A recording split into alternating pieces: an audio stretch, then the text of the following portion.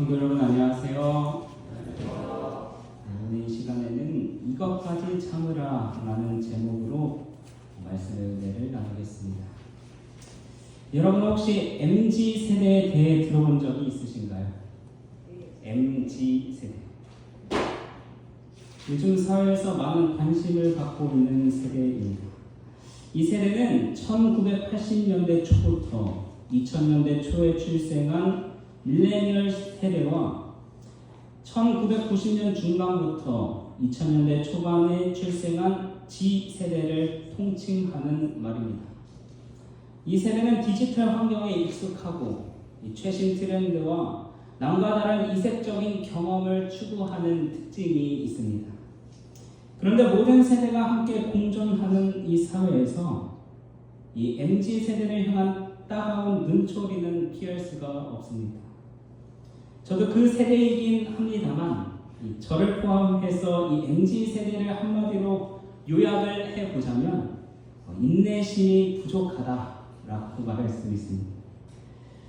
어느 한 취업 플랫폼에서 20, 30대 남녀 직장인을 조사한 결과 입사 후에 언제 첫 이직을 시도했냐는 질문에 이 37.5%가 1년 미만의 기간에 이직을 시도했다고 답합니다.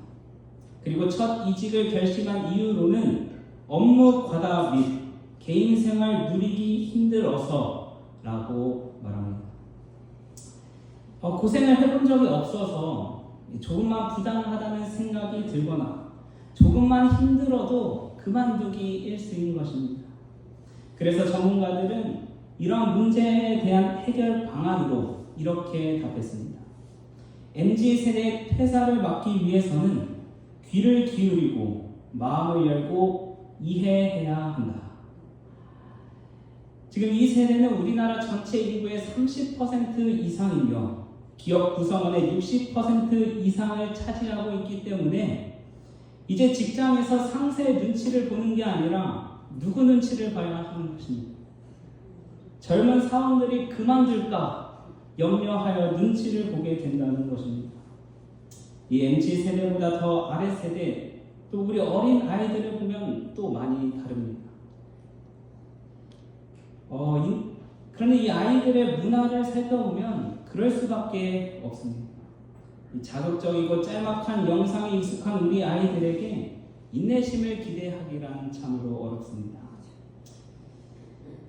그러나 MZ세대 윗세대, 그리고 그보다 더 윗세대는 힘든 시기를 겪어와서 이 생활 부분에서는 인내심이 강합니다.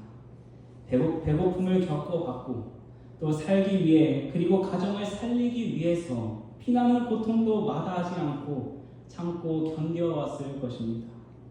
그렇기 때문에 이 배고픔도 모르고 곱게 자란 젊은 세대를 보면 기대에 못 미칠 수밖에 없는 것입니다. 이렇듯 각 세대마다 이 참을 수 있는 인내의 기준과 정도가 다릅니다. 그런데 세대를 막론하고 인내하지 못해 인내심에 늘 한계를 불러일으키는 문제가 있는데 그것이 무엇인지 아십니까? 그것은 바로 관계에 대한 인내심입니다. 사람만 만나면 어찌나 인내하기가 어려운지 우리는 사람들과 더불어 살아오면서 인내하지 못해 후회한 경험이 얼마나 많습니까? 그때 하지 말았어야 할 한마디, 또 그때 하지 말았어야 할 행동들, 그렇게 상처받고 상처를 준 수많은 경험들, 저 역시 인내하지 못해 찾아온 후회의 순간들이 얼마나 많은지 다 헤아릴 수가 없는 것입니다. 오늘의 말씀을 제 삶에 비춰보기 전까지는 저는 인내심이 그럭저럭 강한 사람으로 알아왔습니다. 그런데 오늘 하나님의 말씀을 통해서 내가 한다고 하는 인내가 얼마나 보잘것없는 인내였는지를 깨닫게 되었습니다. 그리고 우리는 이렇게 인내하지 못하는데 나의 매일의 죄된 모습을 보고도 지금까지 인내하신 하나님이 계셔서 얼마나 감사한지 이 시간 그 말씀을 함께 나눠보려고 합니다. 함께 하나님의 말씀 누가복음 22장 47절로 51절 말씀 보시겠습니다. 누가복음 22장 47절 51절 말씀 우리 한 절씩 돌아가며 읽겠습니다. 말씀하실 때에 한 무리가 오는데 열둘 중에 하나인 유다라 하는 자가 그들을 앞장서 와서 예수께 일을 마치려고 가까이 하는지라 예수께서 이르시되 유다야 내가 얼마쯤으로 인자를 파느냐 하시니 그의 주위 사람들이 그된 일을 보고 여짜오되 주여 우리가 칼로 치리이까 하고 그 중에 한 사람이 대제사장의 종을 쳐 그 오른쪽 귀를 떨어뜨리니라. 예수께서 일러 이르시되 이것까지 참으라 하시고 그 귀를 만져 낫게 하시더라. 아멘. 방금 교독한 이 말씀의 장면은 예수께서 십자가에 달리시기 전 폭도들에게 잡히실 때의 장면입니다.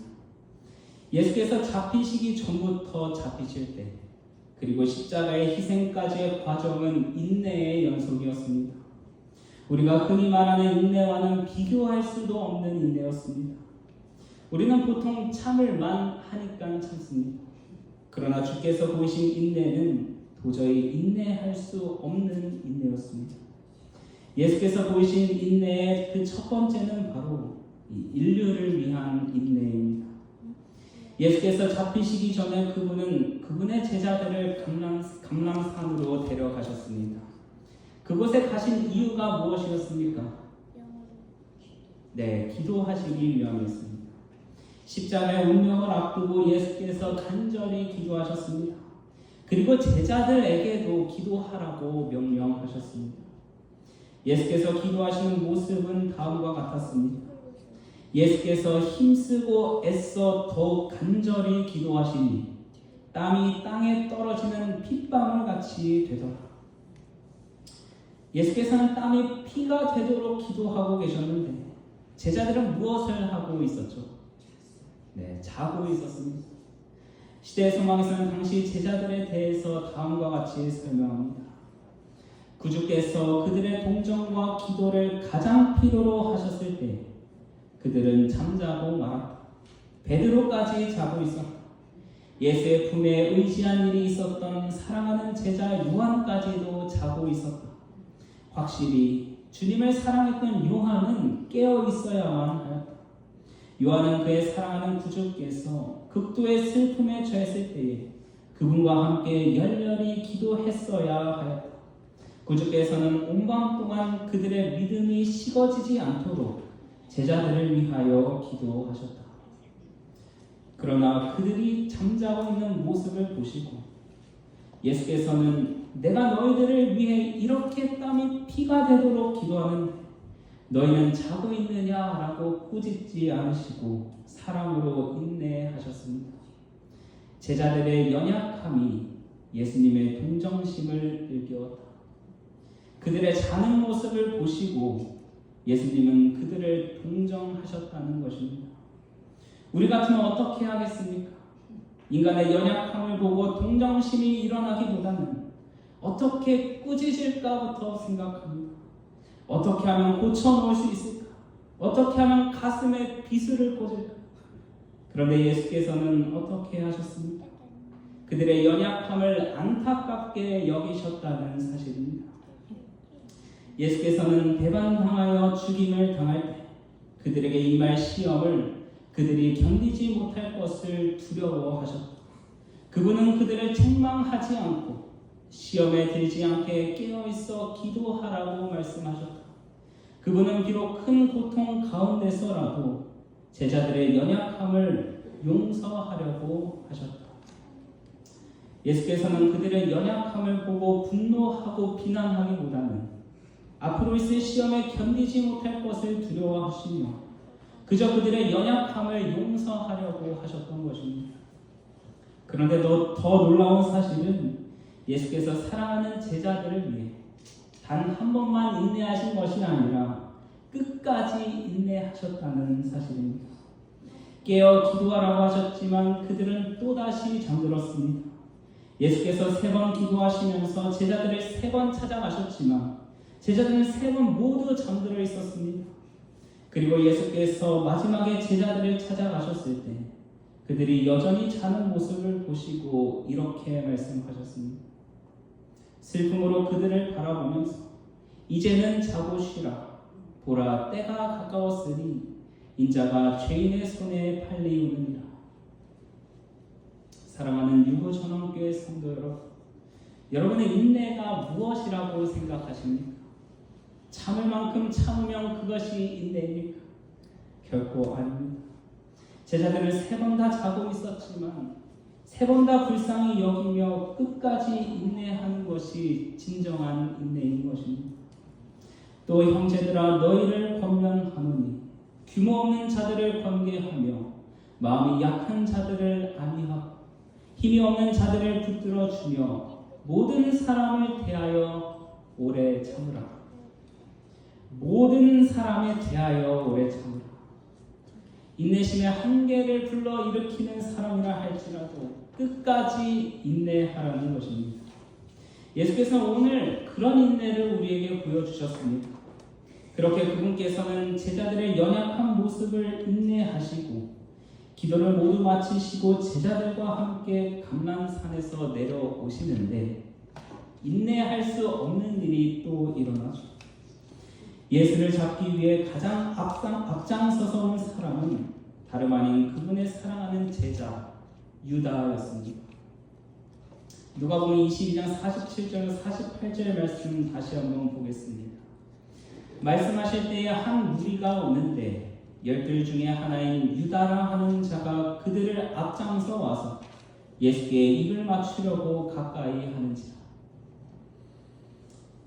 여러분은 이런 상황에서 인내할 수 있으십니까?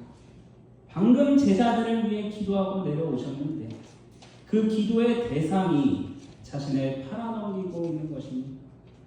그러나 예수님께서는 그것까지 참으시고 그분을 잡으려는 무리 중 한 사람의 귀를 잘라버린 베드로에게도 이것까지 참으라고 말씀하셨습니다.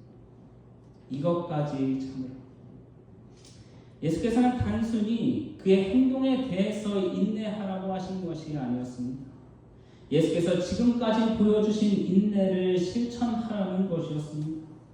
제자들의 자는 모습을 보고도 끝까지 인내하신 그분의 인내를, 제자 중 한 명이 자신을 파는 모습을 눈앞에 보고도 인내하신 그분의 인내를, 비록 억울하게 붙잡혀 가지만 이것까지 참고 인내하라는 그분의 인내를 실천하라는 것이었습니다. 시를 교훈의 말씀입니다. 교회 안에 교인답지 못한 사람이 있다고 해서 세상 사람들이 그리스도 교회의 진리를 의심하는 것은 온당치 않을 뿐 아니라 그리스도인들도 그러한 거짓 형제들에 인하여 낙심하지 말아야 한다. 초대교회는 어떠했는가? 아나니아와 삽비라와 같은 이들도 그리스도의 제자였으며 마술사 시몬도 침례를 받았다. 가룟 유다도 사도 중에 한 사람으로 계수되었다. 구주께서는 한 영혼도 잃어버리기를 원치 않으신다. 예수께서 유다를 취급하신 경험이 우리로 하여금 그분이 패역한 인간에 대하여 얼마나 오래 참으시는지를 알게 하기 위하여 기록되었다. 그는 우리에게 당신이 참으신 것처럼 참으라고 부탁하신다. 사랑하는 성도 여러분, 예수께서 지금까지 그분의 인내를 보여주신 이유는 우리에게 그분께서 인내하신 것처럼 우리 역시 인내하라고 부탁하시기 위함이었다는 것입니다. 그리하여 한 영혼도 잃어버리지 않게 하기 위함인 것입니다. 부끄럽지만 저 역시 인내하지 못하는 사람 중 한 사람입니다. 제가 20살에 신학과에 입학하고부터 이 일기를 쓰기 시작해서 지금까지도 한 10년간 매일 일기를 쓰고 있는데요. 가끔 20대 초반의 일기를 읽어보면 어찌나 인내심이 없고 화가 많았는지 부끄러워서 끝까지 읽지 못하고 일기장을 덮어버리곤 합니다. 그래도 그 몇 년간은 화도 잘 안 내고 내가 좀 인내심이 있는 사람이구나 하며 자만하고 있었는데 그 생각이 완전히 깨지게 된 한 사건이 있었습니다. 한 3년 전이었을까요? 제가 모 교회에 있을 때 교회 청년들과 팀을 꾸려서 이 충청합회에서 주최하는 축구 대회에 나간 적이 있었습니다. 그 대회에는 총 12팀이 참가했고 대부분 혈기왕성한 20대의 학생들과 청년들이었습니다. 대회 개최의 명목은 분명 친목이었지만 이 경쟁에서 이겨야 하는 스포츠 대회에서 경쟁하지 말라고 하면 경쟁을 안 하겠습니까? 이날 경기는 이 12팀을 4팀씩 4조로 나누어서 이 경기 결과에 따라서 한 조의 2팀은 본선에 올라가고 나머지 2팀은 떨어지게 되는 방식이었습니다. 저희가 속해 있는 조의 마지막 경기로는 저희 팀과 어느 고등학생 팀과의 경기였습니다. 당시 상황은 이 경기에서 비기면 저희 팀과 고등학생 팀 둘 다 올라가고 어느 한 팀이 지면 진 팀은 떨어지게 되는 상황이었습니다. 그러니까 이제 경기를 하게 되는데 의도적으로 비겨서 이 2팀 다 본선으로 올라가자는 이야기가 나오게 되는 것입니다. 그런데 저는 아무리 생각해도 그건 좀 아닌 것 같은 거예요. 경기에 그런 게 어딨냐. 한 팀이 떨어지더라도 제대로 해야지. 그래서 경기 시작하기 전에 서로 열심히 하자 하고 경기가 시작되었습니다. 그 결과로 저희 팀이 이기게 되어서 조 1위가 되었고 이 상대팀은 조 3위가 되어서 떨어지게 되는 상황이 발생했습니다. 그러니까 이제 상대팀에서 한 학생이 목소리를 높이기 시작하는 것입니다. 저희한테 직접 이야기는 하지 않았지만 큰 소리로 마치 다 들으라는 것처럼 같은 팀원들한테 이렇게 말하는 것이었습니다. 지들이 먼저 비기자고 해놓고 어떻게 이길 수가 있냐는 것입니다.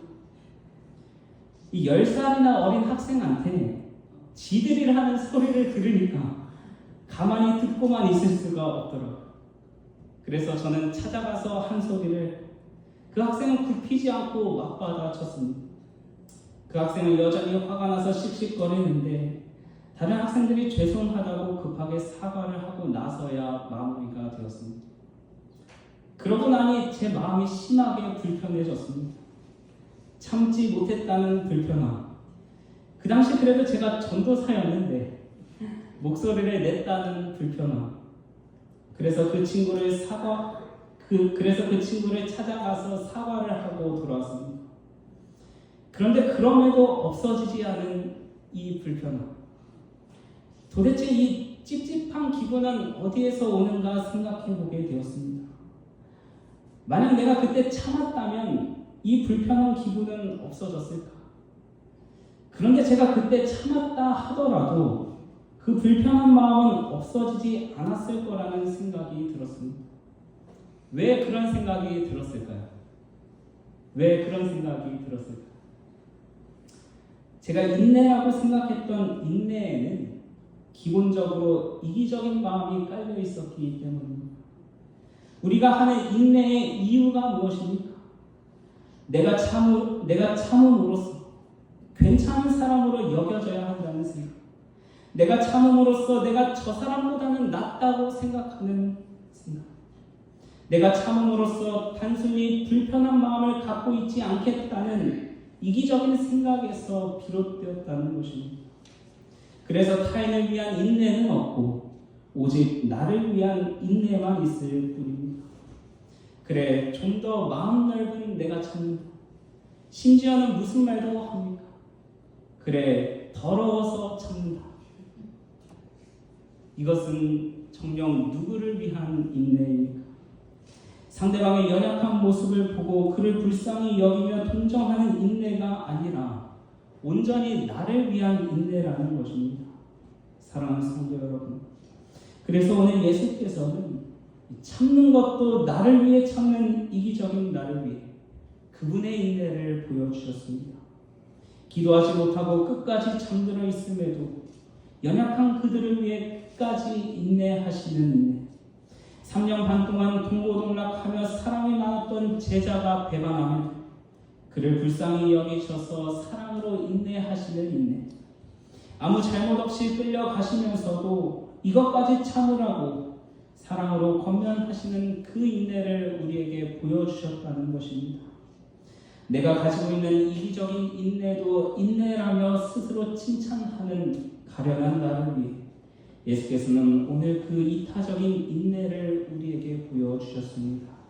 사랑하는 성도 여러분, 예수님께서 보이신 인내는 그분 자신을 위한 인내가 아니라 모든 인류를 위한, 즉 나 같은 죄인을 위한 인내였다는 사실을 기억하시길 간절히 바랍니다.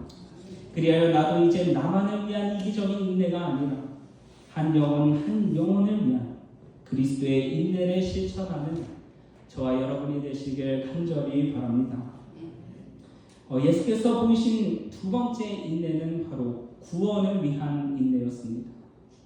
폭도들에 의해 순순히 잡혀가시는 예수님을 보고 제자들은 의아했습니다.